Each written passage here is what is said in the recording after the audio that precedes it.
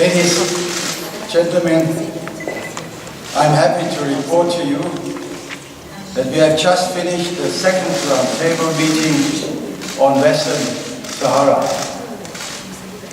I would like to commend all delegations for displaying their commitment and engagement in reconvening on this occasion. I would also like to thank the Swiss government for their generous support in the organization of this roundtable. As a result of our discussions over the past 2 days, delegations have agreed on a joint communiqué, which I will immediately read to you. But first, allow me to make a few personal remarks. The first roundtable held here in Geneva in December was seen as a small but encouraging step in the search for a solution in the Western Sahara conflict. This time, my intention was to consolidate the positive dynamic created by the first meeting and to start approaching more substantive questions. It will not come as a surprise to anyone when I tell you that this is not and will not be easy. There is still a lot of work ahead of the delegations. Nobody should expect a quick outcome, because many positions are still fundamentally diverging. At the same time, being able to listen to each other, even when things get controversial, is an important step to build trust. Genuine efforts are needed to build the trust necessary to make progress. I have therefore encouraged delegations to explore good faith gestures and concrete actions that go beyond the roundtable. This meeting has demonstrated that all delegations are aware that many people, in particular those whose lives are directly affected by the conflict, are placing their hope in this process. The costs of this conflict, in terms of human suffering, lack of prospects for the youth, and security risks are far too high to be accepted.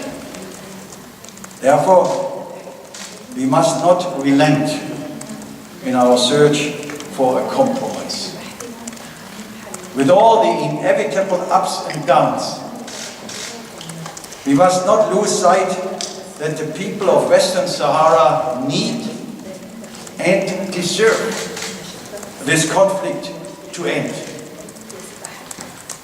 It is in this spirit that I am grateful that the delegations have agreed to continue this process and to convene again in this format.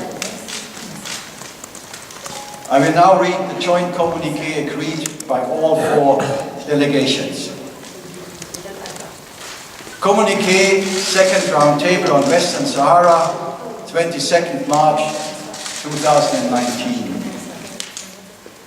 At the invitation of the Personal Envoy of the Secretary General for Western Sahara, former President Horst Koehler of Germany, delegations from Morocco, the Frente Polisario, Algeria and Mauritania came together for a second roundtable meeting on 21st and 22nd March 2019 near Geneva in accordance with Security Council Resolution 2414.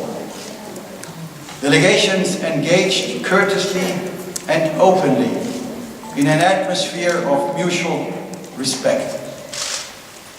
Delegations welcomed the new momentum created by the first roundtable meeting in December of last year and committed to continue to engage in the process in a serious and respectful manner.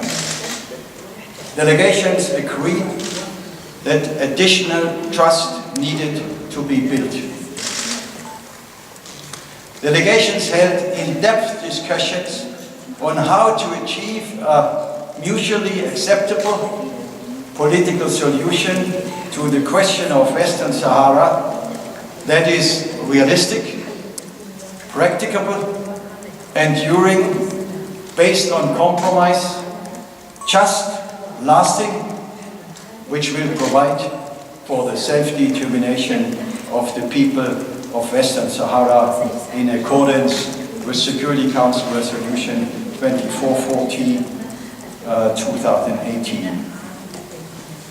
In this regard, they agreed to continue the discussion in order to identify elements of convergence. There was consensus that the whole Maghreb would greatly benefit from a solution to the question of Western Sahara. Delegations also recognized that the region had a special responsibility to contribute to a solution. Delegations welcomed the intention of the personal envoy to invite them to meet again in the same format. Thank you and goodbye up to the next time. Thank you.